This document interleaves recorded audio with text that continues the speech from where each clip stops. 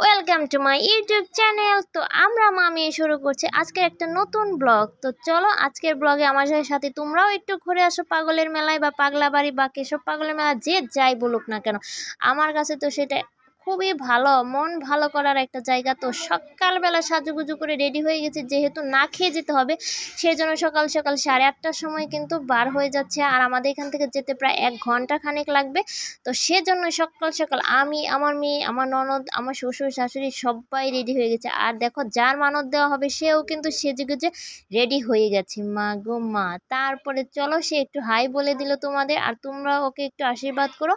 তো আমাদের এখানে যাওয়ার সময় আমরা গাড়িতে উঠে গেছি। তো গাড়িতে উঠে যাওয়ার পর মা গো মা, রাস্তাটা এত সুন্দর ছিল, দুধারে জল ছিল, দুই পাশেই রাস্তার মাঝখানে ছিল রাস্তা, আর দুই পাশেই কিন্তু ক্ষেত। তো চাষের ক্ষেত ছিল এগুলো কিন্তু এখন জল উঠে গেছে। তো এত সুন্দর লাগছিল, আর জলের যে ঠান্ডা হাওয়াটা সেটা যখন গায়ে লাগছিল মনে তো হচ্ছিল যে মাইলের পর মাইল আমরা এভাবেই কিন্তু এই রাস্তা দিয়ে হেঁটে চলে যাই, কিন্তু সেটা তো সম্ভব নয়, গন্তব্যে তো পৌঁছাতেই হবে। আর এইদিকে রাস্তাটা এত সুন্দর ছিল কি বলবো, দুই ধারেই ছিল, দুই রাস্তার দুই পাশেই কিন্তু এরকম সুন্দর সুন্দর জলকুটির ছিল। তো যেগুলো জলের উপরে বসানো হয় এগুলোকে কিন্তু জলকুটির বলে। আর এখানে কিন্তু ফুচকা, চটপটি, বার্গার, তারপর আইসক্রিম এগুলো বিক্রি হয় সাধারণত। তো এগুলোই পাওয়া যায়। তো ভাবছি একদিন ঘুরতে আসবো সবাই মিলে। তো এত সুন্দর ছিল রাস্তাটা, দেখতে দেখতে কখন জানি রাস্তাটা শেষ হয়ে গেল বুঝতেই পারলাম না। তো রাস্তায় যাওয়ার সময় কিন্তু আমরা পিসিকে, তারপর পিসি নাতনি মানে আমার বোনজি, ওদেরকেও কিন্তু আমরা রাস্তা থেকে উঠিয়ে নিয়েছি, ওরাও আমাদের সাথে যাবে। তো ওদেরকেও আমরা উঠিয়ে নিয়েছি। তো কথা বলতে বলতে কিন্তু আমরা প্রায় এসেই গেছি, আর মিনিট 5-এর রাস্তা আছে। তো আর এদিকে কচুরি পানাগুলো এত সুন্দর ছিল বলার বাইরে। তো দেখতে দেখতে আমরা চলেই এসেছি কিন্তু এখানে কিন্তু লোকজন একদমই কম ছিল, খুবই কম ছিল। কারণ এখন যেহেতু মেলা নয়, মেলা হয় পৌষ মাসে। তো সে সময় কিন্তু আসলে লোকজনের এত ভিড় থাকে যে ঠিক মতো মানত টানত এগুলো পুরো দেওয়াই হয় না। তো তখনই সবাই আসে, কিন্তু আমরা কিন্তু এখন এসেছি মানত দেওয়ার জন্য। আর এখানে এত সুন্দর ছিল মন্দিরটা কি বলবো, খুবই সুন্দর ছিল। আর এবার নিয়ে কিন্তু আমি দ্বিতীয়বার আসলাম। এখানে আসলে না আমার মনটা খুবই হালকা হয়ে যায়, মনে একটা আলাদাই প্রশান্তি জাগে এখানে আসলে। এখানে তো আমার শ্বশুরমশাই সব কিছু দেখিয়ে দেখিয়ে দিচ্ছিল না। আর এটা হচ্ছে পাগলের সেই বিখ্যাত নিম গাছ। এত মোটা নিম গাছ আমি তো আগে কখনো দেখিনি। আর এখানে এই যে মোমবাতি, আগরবাতি এগুলো কিন্তু জ্বালানো হয়। তো নিম গাছটা কিন্তু অনেক বড় ছিল, এত বড় নিম গাছ আমি সত্যি সচরাচর কোথাও বেশি একটা দেখা যায় না। তো এখানে সবাই মানত টানত করে, পূরণ হলে এখানে সে মানত দিয়ে যায়। আর এখানে মাত্র একটাই দোকান, মেলা ছাড়া কিন্তু একটাই দোকান পাবে সবাই। তো এখান থেকে মোমবাতি, আগরবাতি এগুলো কিনতে হয়, বাতাসা এগুলো কিনা হয়। তো আমরা কিন্তু এগুলো সাথে করে নিয়ে এসেছিলাম বলে আর কিনতে হয়নি। তো আমার ছেলেকে আমার শ্বশুরমশাই একপাশে বসিয়ে দিচ্ছেন, যেহেতু ও ছোট, খুবই ছোট।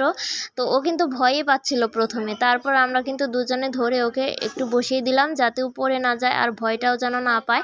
তো ওকে এক পাশে বসিয়ে দিয়েছি, আর এক পাশে কিন্তু শুধু ফল দেওয়া হচ্ছে। আর ফলগুলো কিন্তু আমরা বাইরে থেকেও কিছু এনেছি, আর কিছু কিন্তু কিনেও নিয়ে আসা হয়েছে। যেহেতু আমাদের বাড়িতে কাঁঠাল গাছ প্রচুর, তো সেই জন্য আমরা কাঁঠাল নিয়ে এসেছি। তো তারপরে আম, আনারস, কলাটা আমাদের বাড়িতেই ছিল, আর আপেল এগুলো কিন্তু আমরা কিনে এনেছি। তো এগুলো যেহেতু বাড়িতে সবসময় হয় না, আমের সিজন এখন প্রায় নেই, তো দেশি আমগুলো এখন শেষই হয়ে গেছে, এই জন্য আম বাড়িতে নেই। আম গাছ কিন্তু প্রচুর আছে, কিন্তু গাছে আম এখন আর নেই। তো তার জন্য আমরা আমগুলো কিনে নিয়ে এসেছি। তারপরে সেজন্য এখন বড় বড় কাঁঠাল আছে গাছে, তো সেজন্য ভাবলাম এখন এই মানতটা দিয়ে আসি। তারপরে আমার ননদের কিন্তু ছেলের মানত ছিল, তো ও কিন্তু মানত দিতে এসেছে।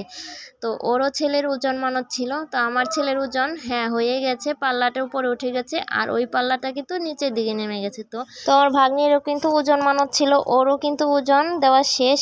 ওরটাও কিন্তু পাল্লাটা উঠে গেছে, তো ওরও কিন্তু ওজন দেওয়াটা হয়ে গেছে। তো এখানে আমরা মানত টানত দেওয়ার পরে কিছুক্ষণ বসেছিলাম। তো যেহেতু আমরা সবাই না খেয়ে এসেছিলাম সেজন্য ভাবলাম এবার কিছু খাওয়া দাওয়া করে নিই। তো এখানে কিন্তু ওজন দেওয়াটাও শেষের পরে আমরা কিন্তু খাওয়া দাওয়া করে নিচ্ছি।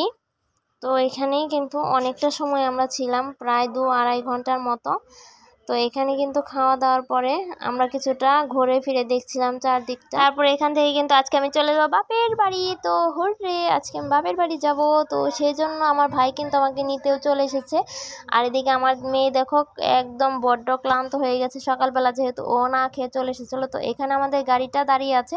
তো এখন আমি যাচ্ছি বাপের বাড়ি। তো চলো টাটা বাই বাই। আজকের মতো সবাই ভালো থাকো। ভালো লাগলে একটা লাইক, কমেন্ট, একটা শেয়ার অবশ্যই করো কিন্তু। ধন্যবাদ।